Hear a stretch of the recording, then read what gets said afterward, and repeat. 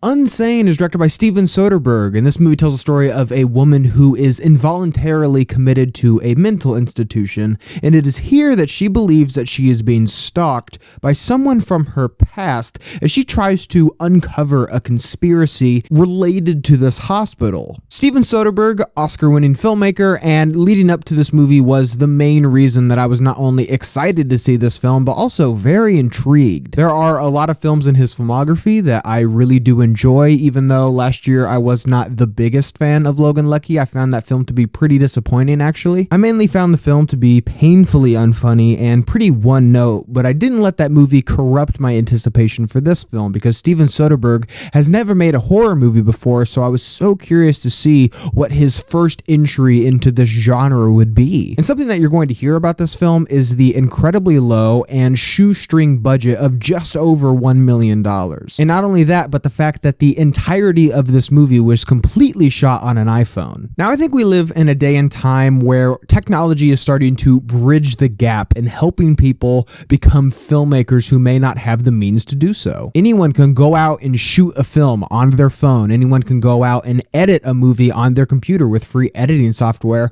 upload it to YouTube, and could be noticed by someone who actually does it for a living. Filmmakers like Sean Baker, who made Tangerine, also using an iPhone, and has recently made a film that probably should have been nominated for Best Picture, The Florida Project. Waves are being made in the film industry, and it's so exciting that an ambitious young filmmaker can go out with the right story and make a movie that doesn't need $10 million, which is actually what confuses me about this film and why Steven Soderbergh deemed it necessary to shoot this entire movie on an iPhone, when it is well within his capability to make this movie using regular film equipment. I don't really think that this film being shot this way does much of anything to help the story. In fact, I think it does more to hinder the film. Now, Soderbergh has made the comment that he doesn't even think audiences will notice the lower camera quality and it'll just kind of go over their heads. And I'm sorry, there is no way that anyone will watch this movie and not notice that something is off. They may not be able to pinpoint that this movie was shot on an iPhone,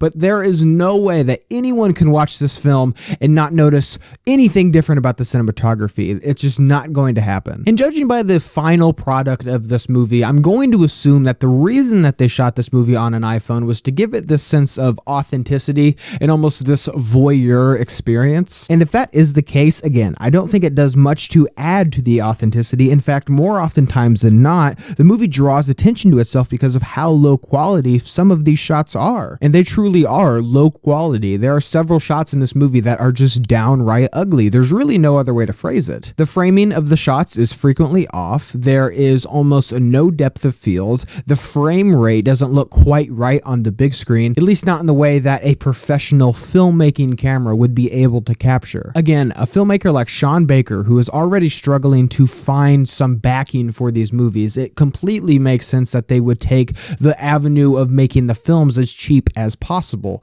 But somebody like Steven Soderbergh, who is already well cemented in the Hollywood lexicon, I just don't understand why he would use an iPhone. It just feels a little kind of gimmicky. And if there is an element of this movie that does actually bring this film a sense of authenticity, it is without a doubt the excellent performance from Claire Foy. There is one scene where her accent does slip up, but otherwise I thought she was outstanding. Another commendable performance is that of Joshua Leonard, who was given this very meaty role, more so than I had expected going into this movie. And I thought he was able to capture this really slimy and just eerie nature of this very creepy stalker. But with Unsane, I think where most of the problems come about with this film is in the way that it tells its narrative. The film has this looming question of whether or not she is crazy. And I think that this film should have really carried that thread further, because you get that question answered relatively quickly, at least quicker than I had anticipated. So I feel like there was a lot of potential paranoia surrounding this movie that could have been well utilized, but I feel like that sense of confusion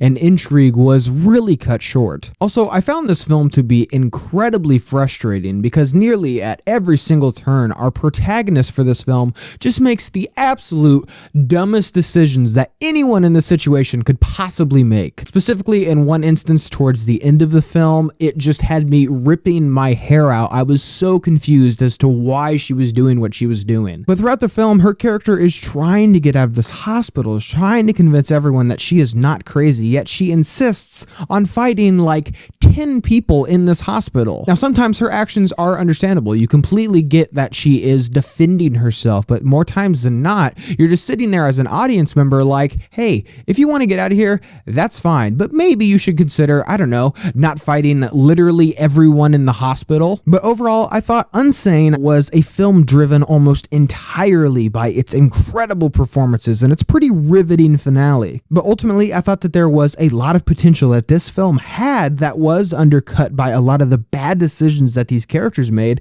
as well as the confusingly poor cinematography. I would say that I did enjoy this movie, but I do think that there are a sizable amount of improvements that could be made that could have catapulted this film to being truly remarkable. But if you are somebody that enjoyed this film, I would recommend that you check out A Cure for Wellness, the Gore Verbinski film that came out last year. It has a very similar plot to this film, so let me know what you thought of that film if you have seen it. So did you guys see Unsane? What did you think about it? Leave your thoughts and opinions down below. And as always, guys, thank you so much for watching today. I hope you liked today's video, and if you did, you can click on the link down below and subscribe to my channel to see more movie reviews and movie related things. Again, guys, thank you so much for watching, and see you next time.